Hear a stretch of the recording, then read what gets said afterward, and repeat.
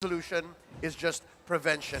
Now, seconds away from the draft, this could be, again, another decider. It's the last game that Hawk has to win to even think of a reverse sweep. It's Echo back in the driver's seat, blue side. Team Hawk answering back. There goes Akaja, the Glue, and the Joy with a first pick, Eve, while it's Team Hawk batting out the carry, the 1-1, and the Grok. What's a solid swing back? 2 picks to fight that Eve. I mean, right now, Joy is being banned away, Glue is being banned away, Carry 1-1, all these characters are banned away. I mean, are they considering... I was about to say Grok, and Grok is banned away too, you know, just when I look at this entire draft. So, are they considering Fanny or something like Valentina to copy Eve's ultimate? Because yeah, you have Eve zoning with the real world manipulation, but you have, if you have Valentina, you can copy that. You can also take all the Claude for the counter and a Chow, the pick for ban. 2 dive heroes, right? The Cho and the Claude. You mentioned the Valentina, but I personally am thinking more about the Farsa. Remember game 1, how was Echo able to beat the Eve from the side of Team Hawk? It was by picking up a Farsa, but now Echo has 2 members that can also dive, provide that backline threat that they need, and maybe just counter the Farsa before it's even picked up. The Farsa is still available though. True. But also, this is an early Harith. I think the earliest Harith we've ever seen in M4. At M4. Oh, this might be one of those very hyper carry Granger jungle kind of situation. Where you just pick a fast jungler so that you can snowball on through. Again, the term snowball to describe lineups has come up like, what, 3 or 4 times in this series alone. So it's clear that these teams are very much momentum based. Yep. And then we'll see how they capitalize on that. One more pick for Team Hawk before we go into the banning phase. Yeah, because Team Hack's signature playstyle is the dive, and then pick a lot of dive characters. Here we go, the Valentina, then copy Jungho, copy Eve, all right? A lot of different situations that you can go with here. It's really, really good pick. Now, why I talk about a Granger? Because, I mean, you think about picking Harith. Harith is also a flex, right? You can go to the side lane, and sometimes might go to the jungle. We haven't seen much of it. Most of it in the scrims, we've seen Harith go to the side lane and giving a lot of farm, a lot of lane pressure, so the jungle Granger can actually thrive. Yeah, I mean, we've seen this before, right? I believe Falcon was the one who actually used the Harith and the Granger combination, but that time it was actually the Lunox and the Granger. Lunox in the gold lane. With this combination, yes, there's a lot of lane prio just based on how fast you clear the waves. Mid lane by the Eve and the gold lane on the Harith. With this composition too, you still need that physical damage, and hey, Granger works, right? So I'm looking at it too. I'm thinking about the Granger, but the Martis is going to be banned out by Team Hawk. You're also seeing the Hilda ban, which again is setting up for that just vulnerable jungler, but can be the Granger. Yeah, no, you respect the Min, right? You respect Min. The Min, the way that he plays. But now that we've been talking about the Granger so much, the one big danger that he has is if the peel for Team Hawk melts quickly, the whole dive versus dive situation just crumbles for them if they have a Granger jungle.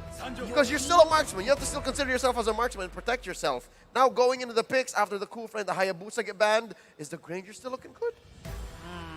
I think it is. I think it is. I mean, like, all the diver banned. The thing about it is, Chow most likely is use it as a support, as a roam position, right? Banning the Hilda is just like, okay, it might be a flex, but we don't care. We don't want any pressure into the jungle at all. So this is giving you a strong signal at this point. We don't want any dive, we don't want any assassin. We want the hyper carry in the jungle. Now, which one are they going to go with?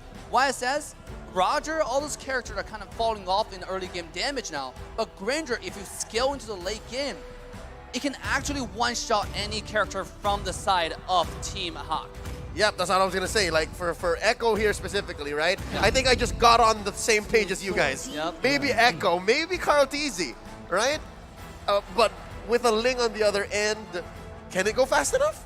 I mean, it's because right now, if Echo just goes for the Granger, right, you are going to be very vulnerable to the dive that Ling and Cho have. Thing is though, you're not the sole damage dealer. If you do get targeted, you still have that Zaman Force on the Harith, you still have the Eve, and no Granger. It's the Yi Sun Shin from Carl Teasy. First time at M4. My goodness. It's a debut. It's a debut alongside the Ruby. So wow. I'm guessing that's the roamer. Ruby in the hands of Yaoi. Oh, Yu Sun Shin, we mentioned how possibly he could be on the decline, but he did get a little buff in the last patch. And also, I want to say something about the YSS. This character, the reason why it's not as good as hybrid character Granger is because the meta is heavily focused on tank. But if you look at Team Hawk, there were squishy characters, right? Yeah, Chow might be a little bit tankier, but Valentina, Claude, especially when Claude jumps onto the YSS, he might just jump into his own demise. Yeah, and also, he got a rework wherein in his passive, there is now a built-in movement speed, so he can help kite. Yep. Oh, man, I don't know, though. Personally, I've tried the Yusun Shin. I'm no Carl TZ, but it did not work, man. No damage. Even though I just scaled off to the late game, I got all of my items level 15. Again, no Carl TZ. I'm not a Carl TZ, but did no damage. Full disclaimer. Full disclaimer, I'm no Carl TZ. But were you also going against like 2 tanks on the other side? Yeah, I was up against a lot of dive. That's why I did nothing. I just can't dove on, but I did not have a Yaoi peel as well. So, Yaoi on the Ruby. Last pick Phoveus. On paper, it looks amazing. I'm liking it because, again, you have the Yusun Shin with that passive you want to trigger, the Harith, Ruby. The Ruby. Yuzhong has a nice dash in there built into his kit. Yup. Is this trouble? I think it is. For Echo? Are they going to crumble under the demonic force? Well, the demonic force is going to be a massive weapon that they can use, but look at the crowd. This is a weapon that both teams can use. The support coming in by both Echo and Team Hawk as we get ourselves ready. Let's hear it once again. Tennis indoors and Ion for Team Hawk and for Echo in game number 4. As both sides now walking into the game, both teams are trying to get as much vision as they can. They both play really aggressive. Look at Min, looking for vision immediately. And by the way, that's a sexy Ruby skin right there. Yep, I wonder what it is. The Aspirant skin, released a month ago, and you just gotta grab it. I think the timer's running out on that. Go get it. Now, look at this aggressive move by Min. Checking in. Can he get trapped in by Yaoi and Sanji? Uh-oh, it's also a lane swap. Once again, the Malaysian swap here. As Min jumps in, is able to actually buy some time here. Flickers out to safety. Wow, I mean, already really aggressive. It's Min. Yes, he's getting cornered by 3 people, but remember, it's Min, right? He's unkillable. When he roams around like that, and now he's getting so much vision, you know exactly where everybody is. You can see Ling is finding the invade, and that's the value Ming brings on the table. Because you know where enemies are, majority of them, that gives Ling so much rotation options. Here we go. Uh-oh, that's going to be Min taking low. First blood over to Carl TZ.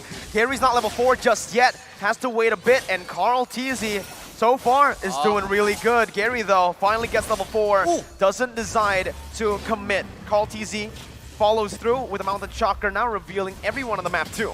Impressive target acquisition by Carl TZ here. M2 Grand Finals MVP. You saw how he knew that the orange wouldn't reset, and then he just picked off Min and then moved on. Wow. Yeah, very accurate. Now 15 seconds before the turtle. Min is level 3. We have about 3 level 3s right here, actually, from the side of Hack. And you have more, I think, the same thing, about 3 level 3s from the side of Echo. It's a completely even game so far. Now, with the late game skilling like YSS, this is looking good, actually, to the favor of Echo. It's just, again, right? Team Hawk were trying their best to invade an enemy team, but it actually just gives Echo a bit of an edge, because now Carl TZ, he got a first blood. Sanford as well on that winning lane, able to get to the turtle side first. The mid control is fully controlled by Echo. And this is where you start to question, is this Yusun Shin going to actually snowball?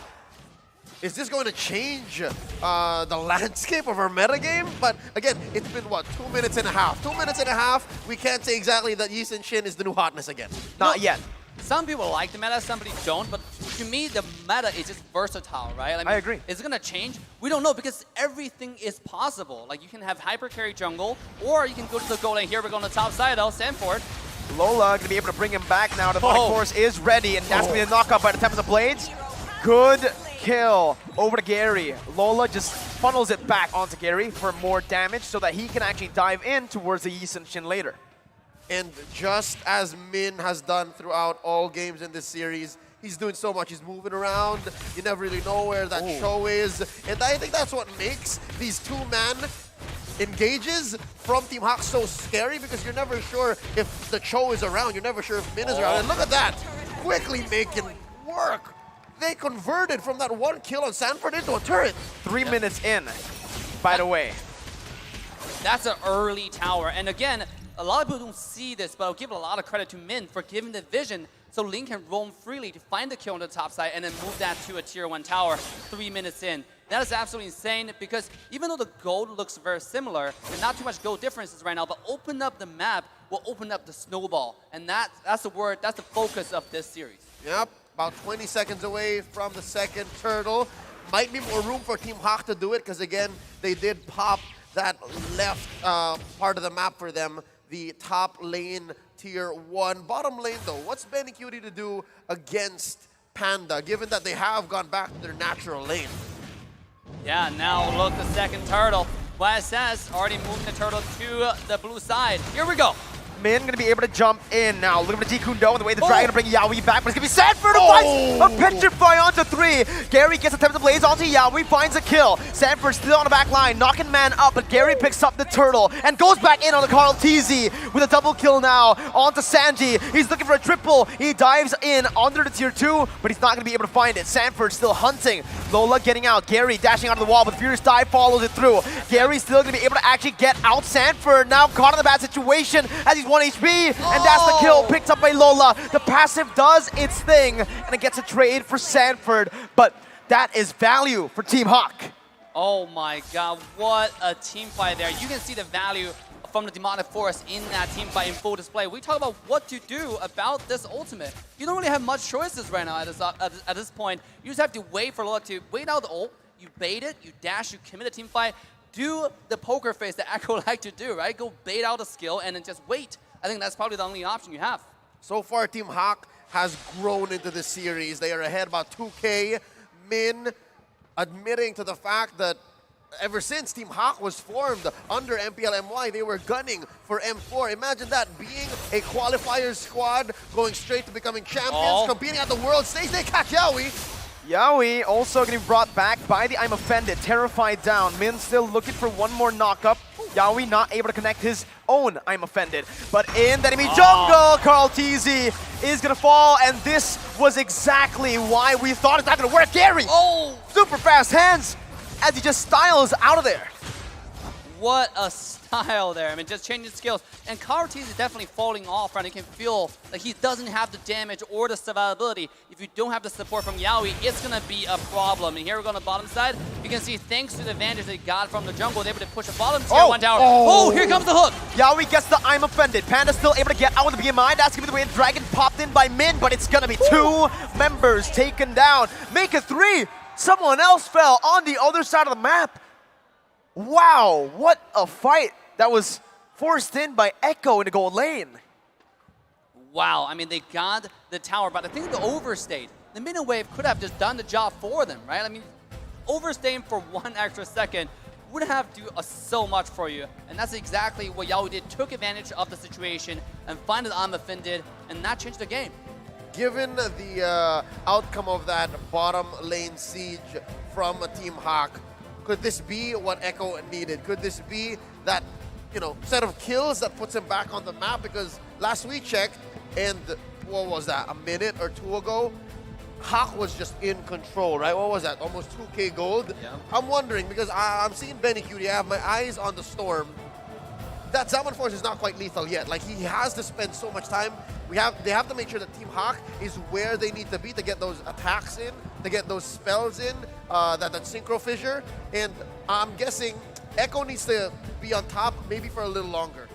Yeah, I agree. They got to grow that lead. They got to grow that lead, and they got to start shutting down the gold laner, right? Because right now they're doing a great job at shutting down Carl TZ, but Benny, okay, right now he's not a threat. He's been scaling though. He's been farming pretty well as a lane that's been, as a laner that has his turret taken down already. He's 2-0. He's farming pretty well. If he gets to those item power spikes, it might be just a turnaround for Echo.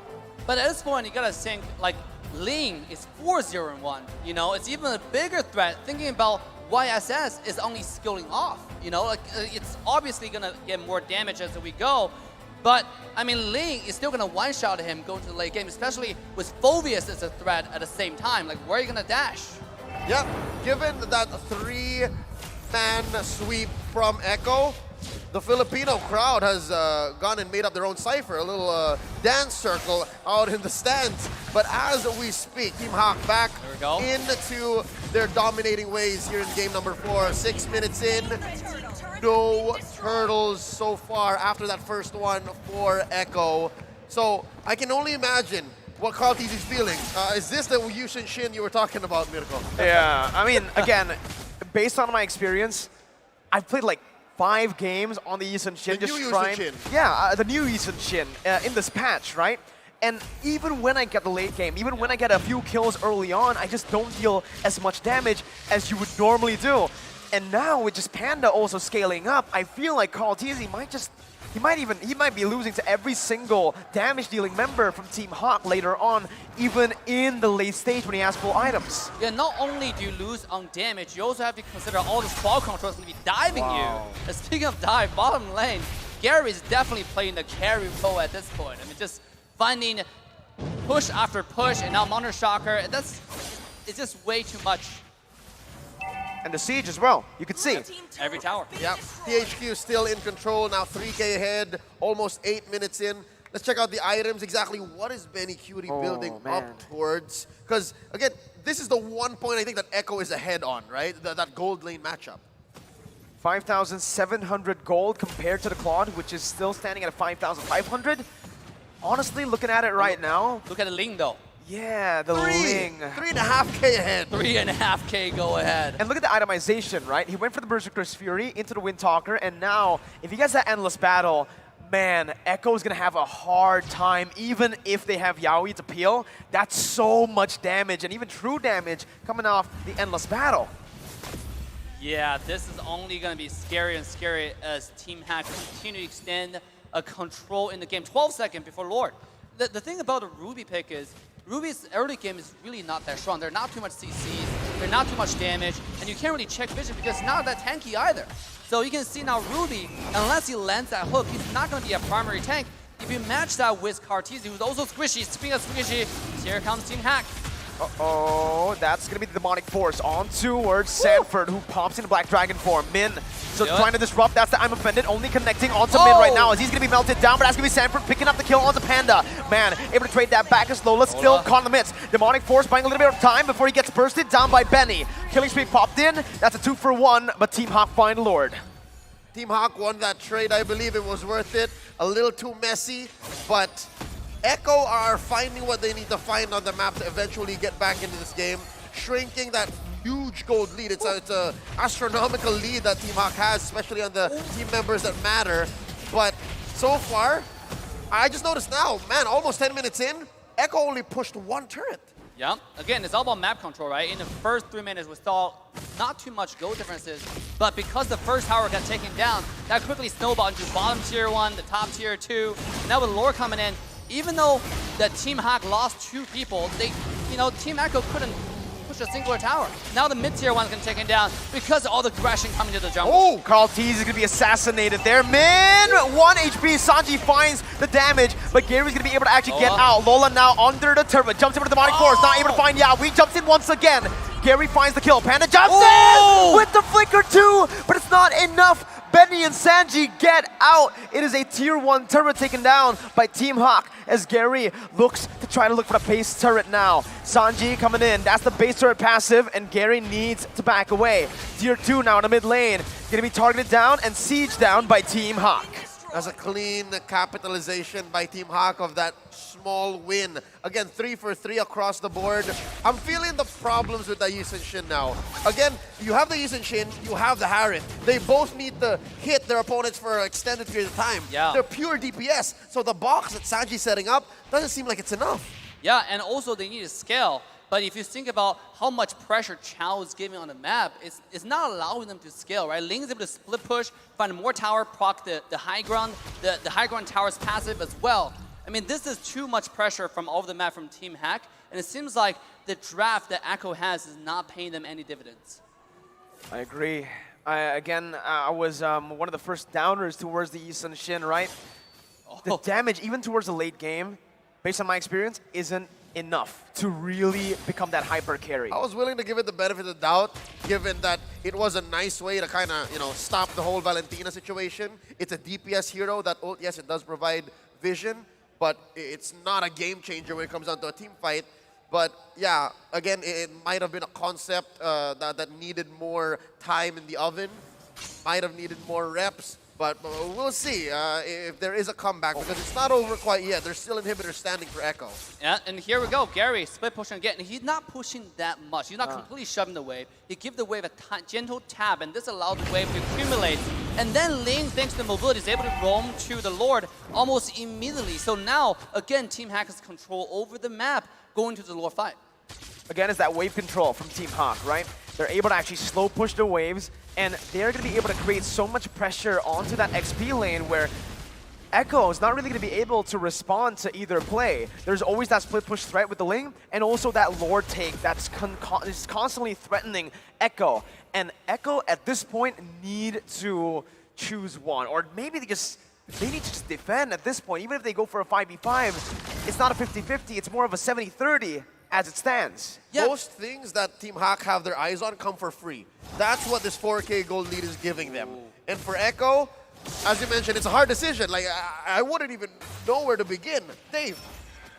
Uh-oh. I mean, I don't know what to begin, but here it comes! Yowie with I'm Offended finding Gary and Min, but Gary's gonna be able to get out, but that's gonna be a lot of damage placed on the back line. Panda flickering out, Man gonna fall, but the demonic force now by Lola, over towards Benny with one more coming down. It's a 1-for-0 for Echo. They bought a bit more time, but look, again, Echo, they lost a lot of HP there. Now it's still, despite that pick, gonna be Team Hawk who has more pressure on the Lord, but Echo, they're using this man advantage really well, forcing it instantly.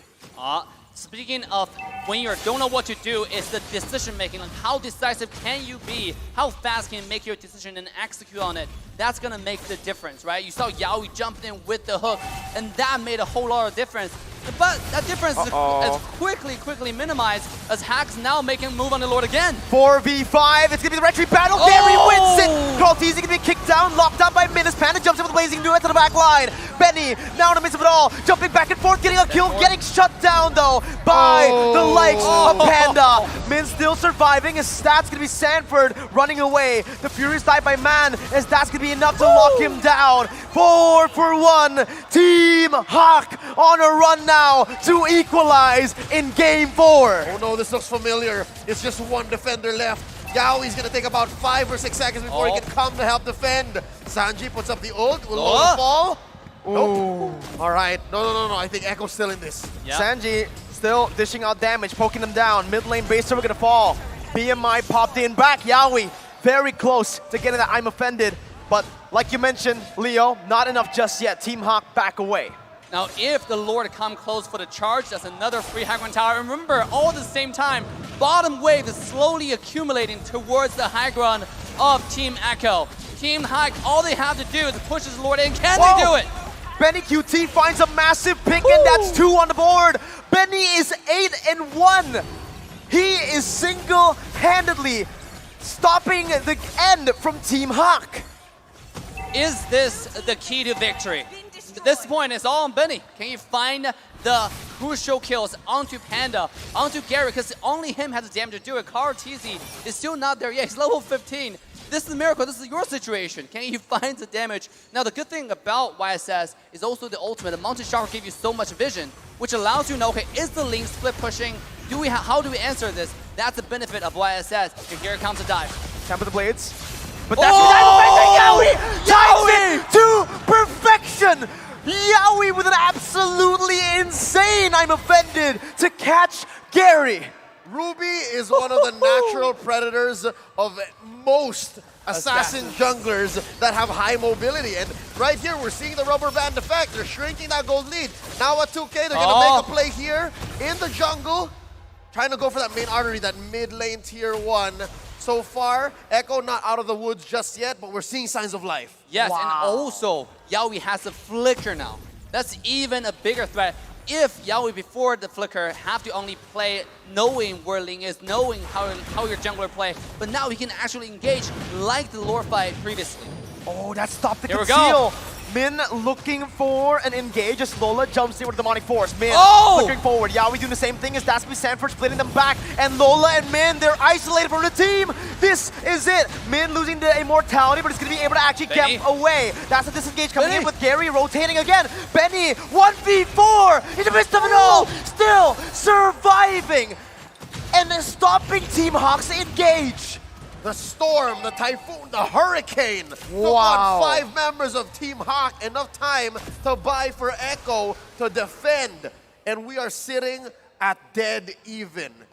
Now this is a deja vu because Team Hawk has a tendency to go a little bit of sloppy in the mid to late game, right? Sometimes we saw that being punished heavily in the previous games. And this is a series, this is the moment where they have to hold steady and go for the next objective. You saw Chow, right? You had Min and Lola jumped in by themselves, disconnected from the team. That's very uncharacteristic of Hack, who plays very disciplined most of the time in the entire series so far. Here we go. Yawi again finding Panda, but Panda's going to be able to actually dash out.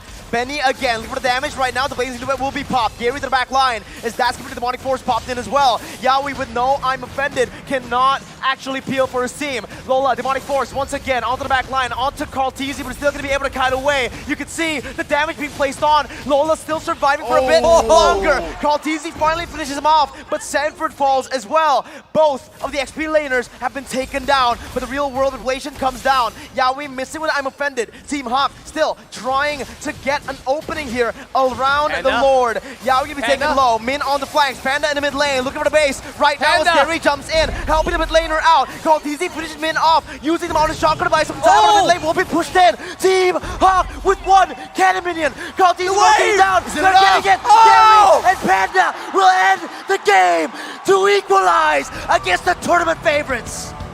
A taste of their own medicine. Echo loses game 4 at the brink of a reverse sweep via a backdoor split push play by Team Hawk. Oh my god, what a play. The Echo style onto their own base. That is insane. Now, when we saw the Panda go in there, Eve responded, but Eve alone is not enough because Hawk has a lane. They had the tools.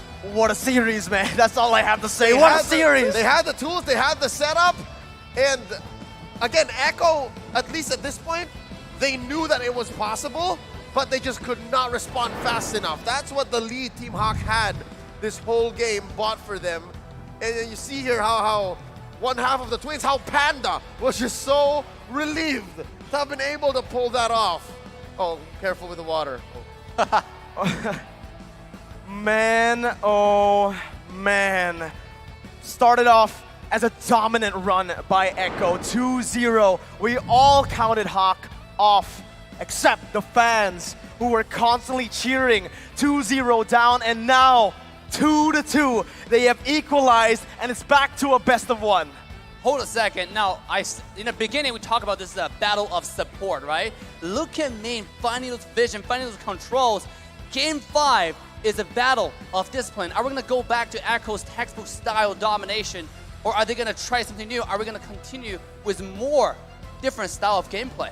I don't want to jump the gun and have the analysts have put words in their mouth, but something tells me they might have something to say about that Yisun Shin, about how Echo kind of played around the fact that there was a Valentina on the other side, and then they, you know, essentially pulled off what they did in game 3. It may have been the same case of them having learnings from that game prior and then trying to fix it now and being behind the curve. But then again, this is just Team Hawk learning as well so quickly. They are picking up, and they gave Echo a taste of their own medicine. I can't believe it. It was a split second decision that made them get this victory. Let's go ahead and throw it over to our analysts. It's Trex, Gideon, and Wolf. It's a best of 1. Fellas, what do you think?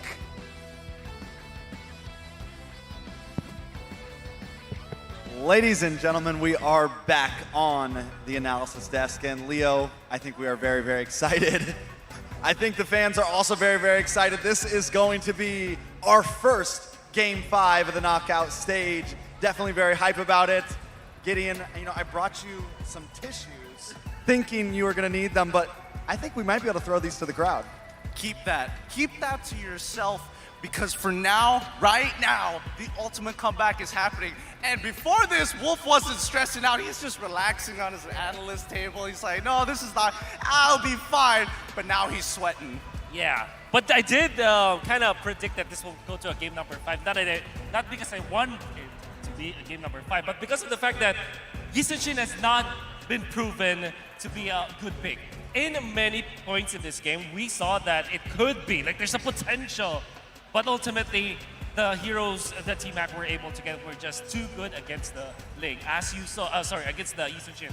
There's the Ling, there's the Phoveus. Had it been that Team Hack played this more cleanly, I would have said this would be a one-sided, but it is what it is. They still won the game. I mean, would we exactly say that it was the YSS, or would we just say that Team Hawk got the counters down, right? With the Phoveus pick, with those things. I mean, can we completely count out that hero? Was it something wrong with the item build, or was it just Team Hack dominating in the draft? Well, I think a lot of this really boils down to looking back into history of what the meta used to be when Yi Sun-shin was supposed to be dominant meta, and then Ling started to come on in, and then Phoveus as well. A lot of these new heroes and people are trying to figure that out. At the very least, Team Hawk had a very good idea as to how to handle these high mobility, multiple dashing style types of heroes. Although I will say, Benny QT was giving off a phenomenal performance with his 10-1 and 2 overall KDA, absolutely crushing it. But as Wolf mentioned before, Yi Sun-shin is not in the meta or highly prioritized for a reason.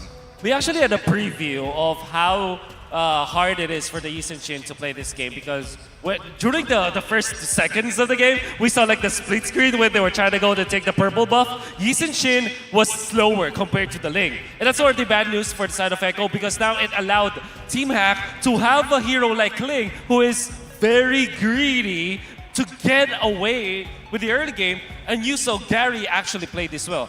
He got away with the greed, and he was able to get a lot of farm, but at the same time, was able to utilize it against Echo. He was very aggressive, was splitting the map, he was making so many problems for Echo to deal with in the early to the late stages of the game. You know, for the first 2 games, we saw a whole lot of Echo pictures up there. Yeah. We saw those bars really creeping towards the side of Team Hack, but now Team Hack coming back. Not only that, I mean, we spent 2 games wondering about how Team Hack was going to pick up the pieces here. So now we get to talk about how is Echo going to pick up the pieces here. Can they take this series back? I think one thing that we have to mention and really observe is that the competition is getting harder and harder. You know, the skill gap is getting closer and closer. The teams are becoming more accustomed to each other's play style, and you're noticing that the composition is becoming more similar here. So that's why when I'm thinking about Team Hawk, I'm thinking about their MVP. Yeah. Taking a look at it, does look like it's going to be Gary. That is 2 MVPs in a row, Wolf. Yeah, you know, I have been spoiled watching like Kyrie and Carl TZ from the Philippines, but my goodness, Gary is amazing. He's proving his worth in the international scene. Here on the world stage, he is performing so well. Even in the games that Team Hack lost, he still performed so well. Can still remember the Tyrant all throughout the group stages, and even before M4 started. And now we're seeing Ling, and people have been hyping this up. I heard you guys from a Malaysian team. I mean, this is a treat to watch. The way that he dodged so many of the skill shots coming out from Echo, and the way that he managed to find the pressure across the map. You can see his influence literally. Everywhere. The first 5 minutes is everywhere. He's amazing, man. You know, he's playing a different game, honestly. Most definitely. And back in the group stage, day 4, they asked a lot of us casters who we thought the MVP was that day. And I was the one guy who was like, Gary. Because right. I can see it, man. From then to now, he has definitely been a star on the team. So let's take a look at these highlights and see exactly what Gary's been doing. Yeah, jumping straight into the highlights, the first thing that we have to mention are these fights around the purple buff specifically, because again, a lot of the contestants ended up on this side of the map, especially since the bottom side have been completely wiped off the jungle very efficiently because of the lane dominance provided by Gary in his own lane. But then we start to see the similarities between a lot of these team fights, like Sanford is trying to cut off the backline from the front. Yeah. And the only real difference is that Ling has the mobility to join with the Phoveus to dive the enemy team. Anybody who is low is under threat of Ling. Yeah. And you see between the 2 teams, when it comes to like their ultimate, the value of the integrity of their ultimates, you can see that Echo is quite more ultimate dependent as compared to the side of Team Hack. You saw that whenever the dragon form is down for the side of Echo, it's very difficult for them to fight during the team fights. Whereas you're looking at Team Hack, when the Tempest of Blade is already used, Gary has an option to go for an assassination play or maybe a split play. When the Claude's ultimate is not up, at least he has the constant damage from the Art of Thievery as well as the BMI and Flicker usages. So there's so much left when it comes to the damage department aside of Team Hack, whether or not they have ultimates. Most definitely. Now, last question from me, I think, is we've seen a lot of evolution of the past drafts, and I guess not, because right now we're not going to be able to talk anymore, I guess, guys. Sorry. I've enjoyed it so much. But right now, our wonderful hosts are going to be interviewing these players. So thank you guys for listening to us. We'll see what happens next time in the episode of the Analysis Desk. Let's send it over to the host. Thank you, analysts! Clara and I are here on the floor with some Echo fans! Make some noise! Are you guys Filipinos? Of course not. Oh, you're not? Of course not. I'm not. You're We are not. You're all from? Indonesia. You're all Indonesian cheering for Echo Philippines. So Yes. wait, hold on. You want to see Echo in the grand finals, not Indonesia? Of course. Really? Wait. Yes. Oh, wow. Okay, what's so great about Echo Philippines? First of all, mostly it's because that I am the Aura Fire fans. Aura Fire, yeah. Yes, and then we have our brothers in Philippines, that is Echo. And that's why we Aura fans come here supporting our brother Echo Philippines. So tell us, we'll pass the mic. What's so great about Echo for you guys? Yeah. Well, it's everything, anything. It's the the make, it's everything. Which player? Yes. And I love Yawi. Yawi! You have something to say to Grabe Yawi. si You Yawi. have something to say to Yawi. Right now, he's watching you. Yawi, mahal kita. Oh! A lot of people are saying mahal kita to Yawi. What about you guys? Which player are you rooting for? Boleh ngomong Indo, boleh. Sanji keren banget. Sanji, you're so cool. You can say something? You can say something to Indonesia. Sanji keren banget. Sanji again. Oh, Sanji is wow. so cool. Are you agree that you are all wants Echo to be in the grand final? Setuju gak sih kayak Echo bakal di grand final nih? Yes, Atau siapa? kita yakin banget Echo bakal di grand final. Wow. But wait. I see some people here wearing Echo right over here. Hi. Manchin is from Indonesia. Come over here. Hi. Are you guys Indonesian? Where are you from? No, we're not. We're from the Philippines. Philippines. Okay. We flew away from the Philippines just to support the Filipinos, especially Echo, with these guys, right? All right. How about for you? Okay, let us know which of the Echo Philippine players really amaze you. What's your name? My name is OSX. OSX. Yeah. Okay. What Now, let amazes me us know. most is Benny Cutie, the storm. It's in Storm. Indonesia. The Typhoon. How well is he doing right now? Oh, double MVP of the game. Tuloy lang. Kaya mo yan. How about for you? So good. I'm cheering for Benny Cutie as well. Benny Cutie. Okay, now if you can say something to Benny Cutie right now, what is your name? My name is Manjin. Manjin. All right, Manjin, what do you want to say to Benny Cutie? Benny Cutie, go.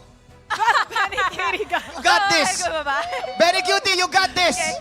Shout All out to the weather people out there, to all the weathermens. Let's do this together. When I say echo loud, you say echo proud. 3, 2, 1. Echo loud. Echo proud. Echo loud. Echo proud. All right. Lots of energy happening so right great. here. We have the 5th and final game. Here we go. Let's see who's going to win. Casters. 5th game.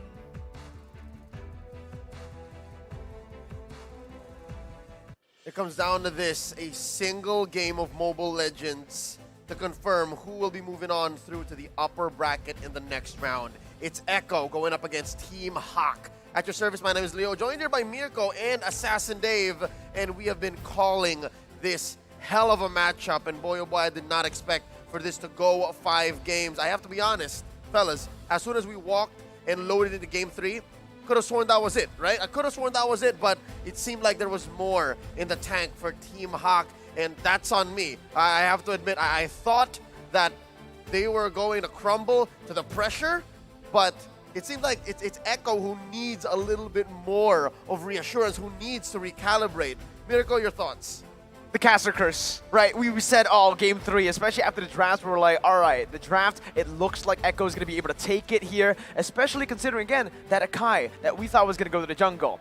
But then, I believe, Echo, they overthink it, right? They overthought it in game number 3. And after that, I feel like, again, they were a bit too confident. I love the confidence coming in, trying to pull off the Yi Sun-shin too, but in this match, when you were already 2-1, one more game to the equalizer, to get into another just best of 1, it's a bit too risky for my liking. I may have made a few wrong calls throughout this series already, and that's on me. I apologize, but we have to get back into the current situation.